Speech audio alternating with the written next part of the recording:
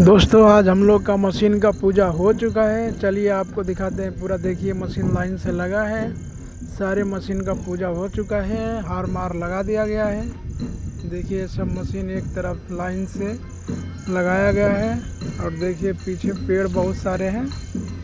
देखिए एक एक करके मशीन, टाटा भी है, कैट भी है, जेएसबी का भी है, कमस्तु का भी है।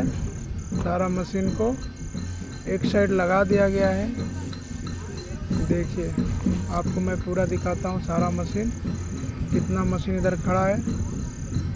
देखिए ये टाटा का है। बगल में मोटरसाइकिल भी है आने जाने के लिए, वो भी सब खड़े हैं।